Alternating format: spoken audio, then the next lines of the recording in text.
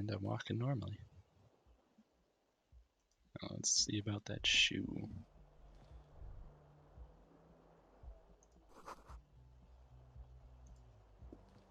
Oh, money. Can't go wrong with money. We'll get to that lady there in just a second. But first, goddamn, we need that shoe.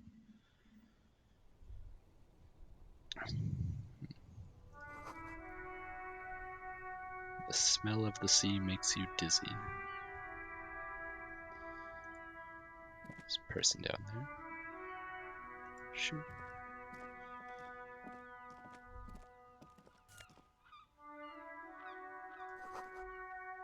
A gust of briny wind washes over you. Green snakeskin shoe. There they both are. Two identical shoes. Both copiously green and indiscriminately snakeskin. Reunited on your feet. Like two baby crocodiles. How do they fit? Good. They're balanced, comfy, feels like the only good thing about you right now, truth be told. Thanks, composure. Dick.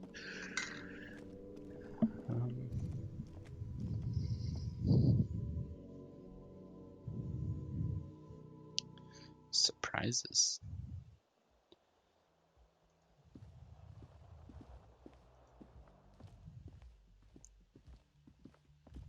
Hello, officer. Hello. The calendar says it's March. The year is 51.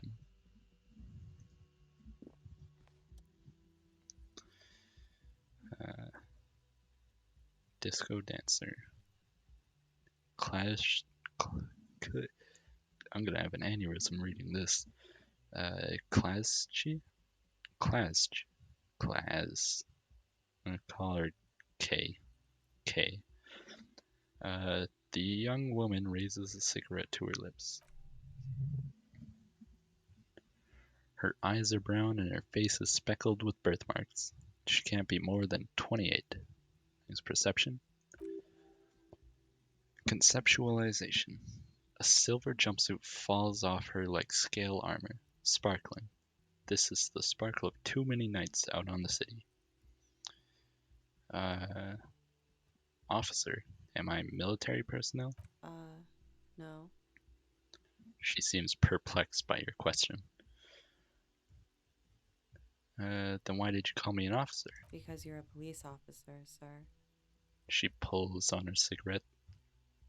You're shitting me. I'm not. Unless you've been shitting us all this time. She takes another drag. You've been here for 3 days. On official police business, no less. And what business is that? I couldn't say. In truth, so far, mostly drinking. Yikes, that's not good for a cop. Although, drunk detective stereotype. Logic. You have no doubt about the drinking, but do you strike yourself as a tight-lipped drunk? She must have heard something.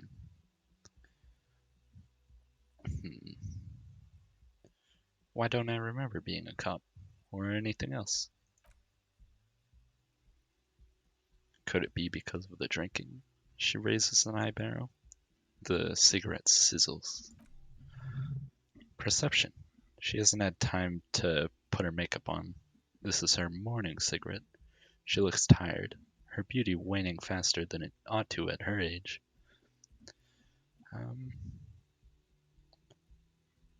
Ooh. I don't think... What happens if this works?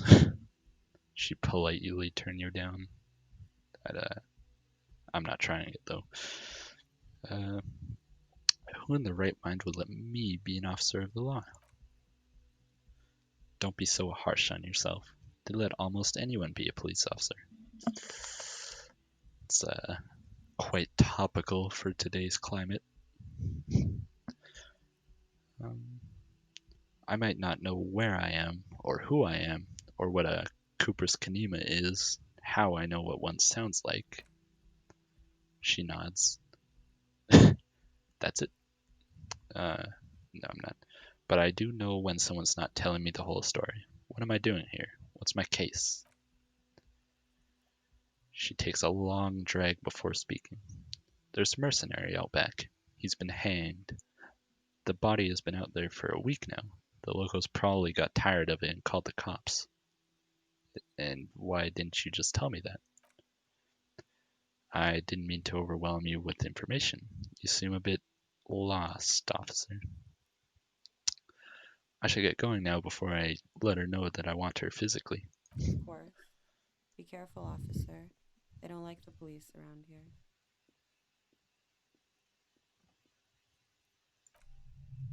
Reaction speed. Something stirs in you as she's about to go.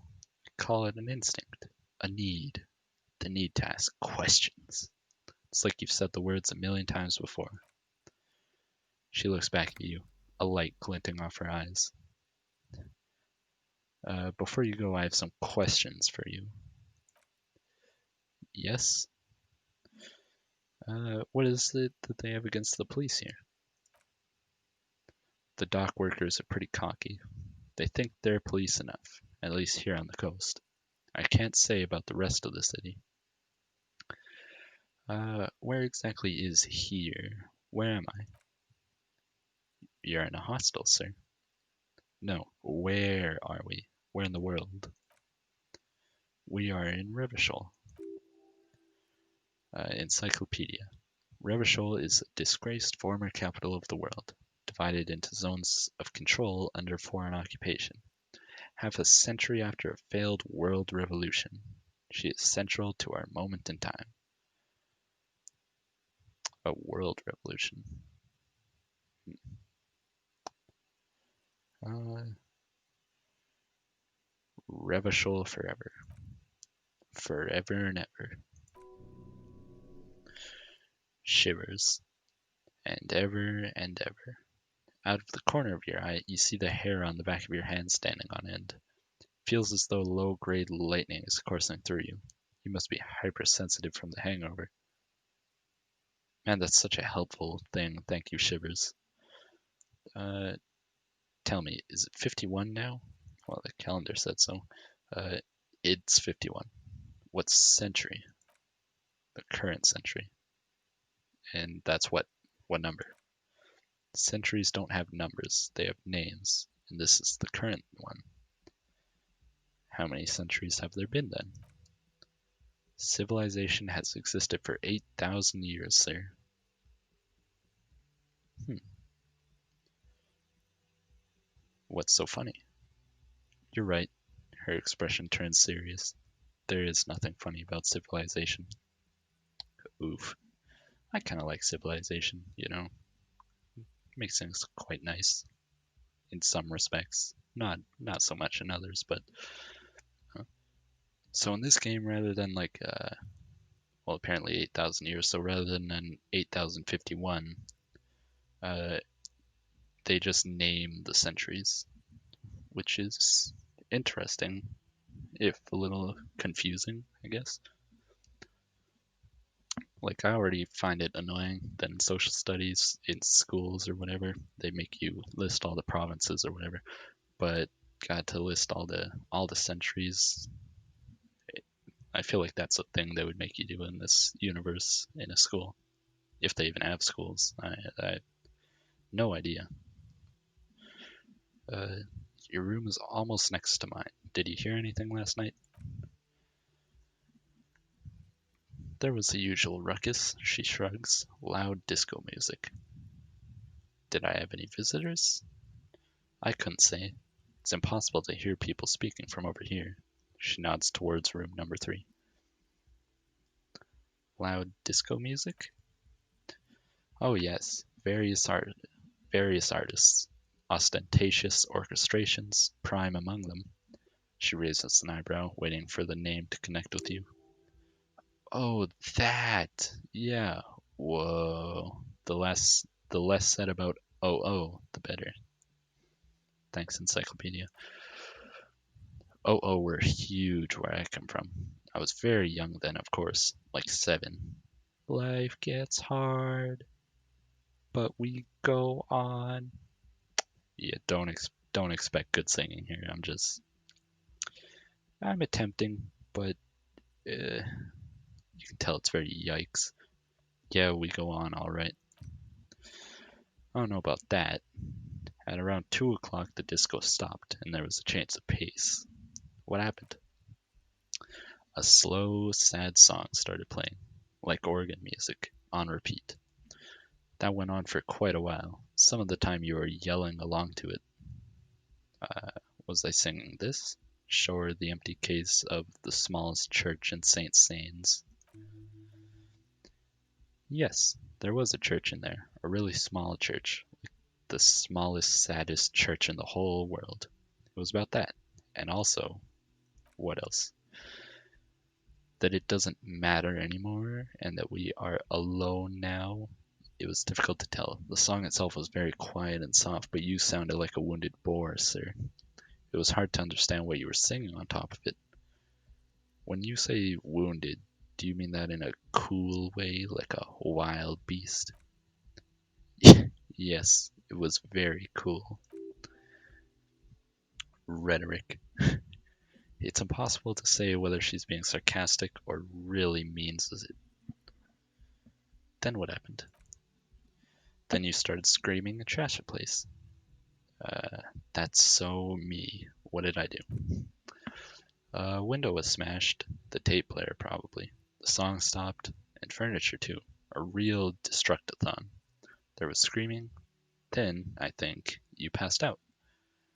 Um, please tell me there wasn't anything else.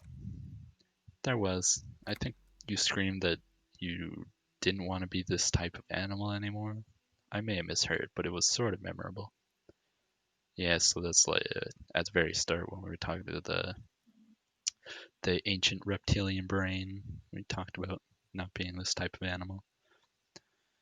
Uh, I went out afterwards. Everything was quiet by then, around 4 or 5, and that was it. Okay, you can go now. Glad to have been of assistance. Thanks, Madam K. Alright, so there's this. Looks like she left a nice long stub in the ashtray. Still smoking.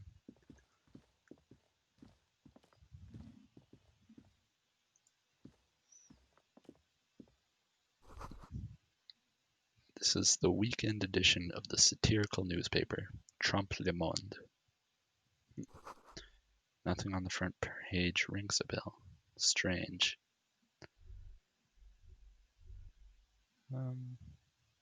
Let's do this. Oh, Guillaume Lemillion. Temporary research bonus. -1 logic.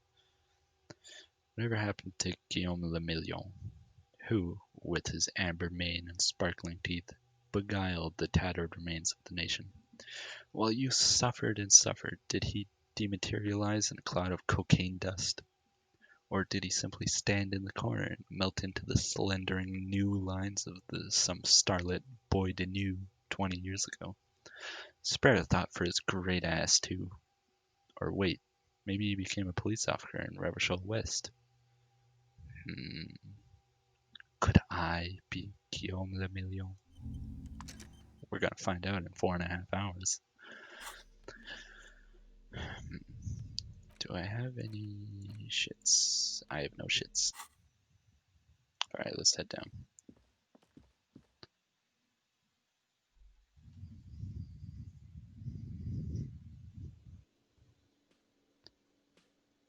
Ooh, there's Best Boy. If you've played this at all, you'll know who I'm talking about.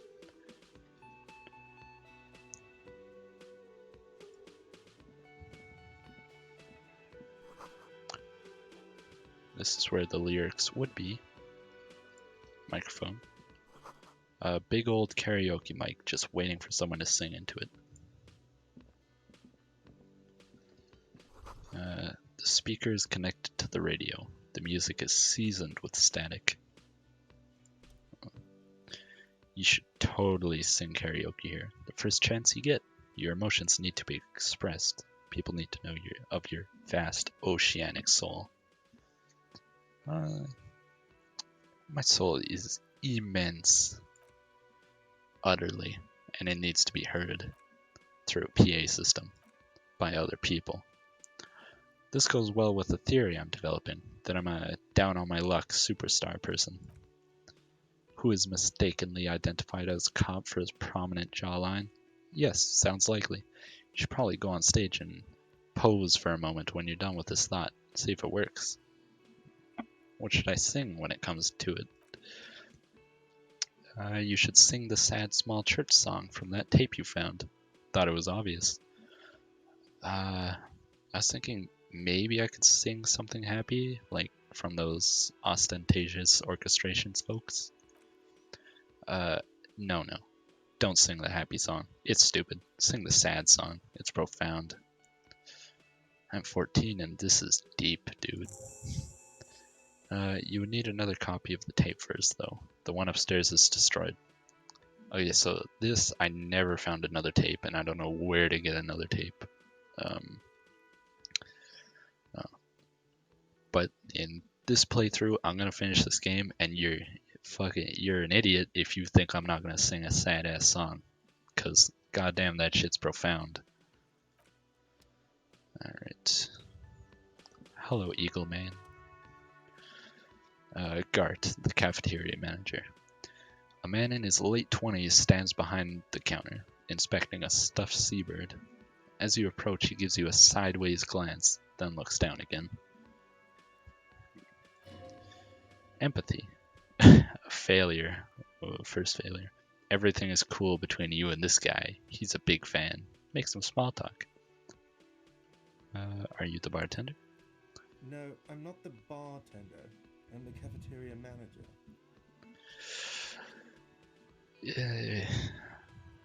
But aren't you a bartender right now? uh, Composure.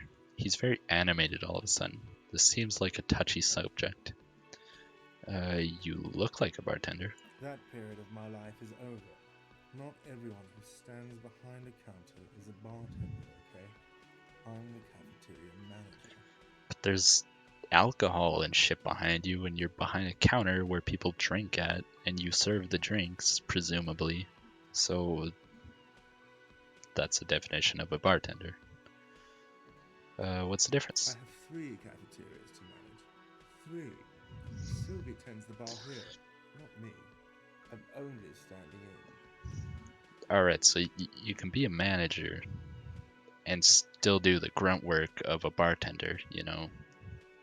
It's like, I work in a grocery store, personally, and, sometimes the manager has to come down on the till, and he's a cashier right then, you know? Where did the Sylvie go? She just, you know. He shrugs. Drama. His eyes dart from left to right. This man isn't lying, but he is hiding something.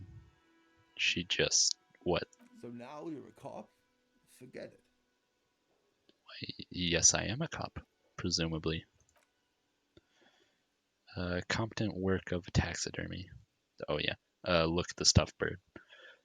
Competent work of taxidermy. The white and brown seabird lies among piles of coasters and drying mugs. One of its wings is broken. The man is trying to mend it.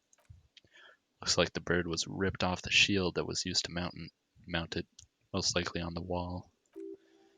Encyclopedia. This is a great squaw. The seabird is the symbol for the discovery of the Insulindian Isola, the part of the world you are in right now. Perception. The small steel tag says as much. The great squaw. Stercoriaceus squaw. God, I'm so shit at reading out loud. I can read in my head fine, but when I have to add my mouth into the mix, it's like, ooh, shouldn't have done that. But here we are, doing commentary. What happened to the bird? Look, your buddy is over there. He looks at the doors where a man in a bomber jacket is tapping his foot on the floor. Why don't you go and talk to him, okay? I'm a cop and I'll talk to whomever I please. He pretends not to hear you, concentrating on the bird instead. Alright, this guy's getting thrown in jail. Whenever I figure out if I have the authority for that or not.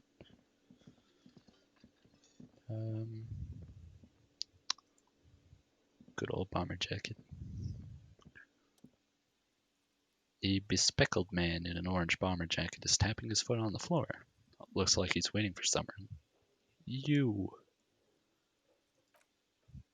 As you approach, he narrows his eyes and extends his hand in greeting. Perception. On the sleeve of his bomber jacket, as well as on its back, are the same enigmatic white rectangles as on your blazer. Shake his hand. Hello, I'm Kim Kitsuragi, Lieutenant, Precinct 57. You must be from the 41st. You realize he is waiting for your name. Let's make a name for myself. Concentration makes you squint your eyes. Your name should be deep golden orange, like a forest fire looming on the horizon, but mixed with the stench of liquor rising from your breath. You're 2 steps closer to it, but there are still many to go. I don't really know my name. Okay then. He processes the information, then disregards it. It looks like we had a little scheduling error on Sunday. Saturday too, actually. Have you had time to talk to the manager here? Technically, yes. Rhetoric. What he means is he has been trying to meet up with you for 2 days, but you've been otherwise occupied. Fuck me. Don't. I'll get better as this goes on. I might make fun with this. Yeah, I'll get better. Hopefully. You mean him, not towards the bartender? Yeah, I just talked to him. If you don't mind, we should talk to him again. Ask him for a rundown of the area. Now that I'm here as well. I understand the scene is out back, right? It also wouldn't hurt to assure him the police are finally here. In full force, I mean. Have you mapped out the initial interviews? I haven't. Okay, we'll have time for that after we take a look at the coroner's case. Have you removed the dead body from the tree? Look, man, yeah. Does that mean the body is no longer in the tree? I don't like dead bodies. Sure, but did you take it down from the tree? No. So the body is still in the tree, where it has been hanging for 7 days straight. We should go there as soon as we are done talking to the owner. But I can't remember anything. He looks at you for a moment in silence. I can see you drank last night, and the night before, and that you are still drunk now. But I have seen officers go through much worse. Much worse. If you need something for your headache, there is a general store nearby. But as I said, the dead body should be our #1 concern. How can you be so sure I'm from the police? I was sent here to meet a detective from Precinct 41. You have the insignia of the Citizens Militia on your sleeve and on your back. He points to your jacket. I suppose you could be impersonating him. You could have gotten the insignia from the black market or forged it, but for now I'm going to set those possibilities aside. I'm not from the Inspectorate General. Encyclopedia. Inspectorate General means internal affairs. What he's saying is he's not from the rat squad and isn't supposed to suspect such things. You mean internal affairs? Yes, but I am not them. I'm from criminal investigation. You said insignia, these white rectangles you mean? Point to your sleeve. Yes, but they're just white rectangles. They're not just white rectangles. They bear a halogen watermark with the letters RCM and a pattern resembling the street grid of Revachol West. I would ask you to step into the headlights of my motor carriage, but again, it's none of my concern. I just need you to do your job. But shouldn't I have a badge or something? Check your pockets. You mean you don't have a badge? It was not on me when I woke up. Okay, I'm gonna be truthful with good old Kim here. Losing your identification card is a serious matter. My vehicle is a shortwave. You can use it to report your badge missing. I would advise you to locate it as quickly as possible, but getting the body down should still take precedence. Let's roll. After you, officer. Lieutenant Kim Kitsuragi is now in your party. You can talk to him whenever by clicking on him. How's it going, old lady?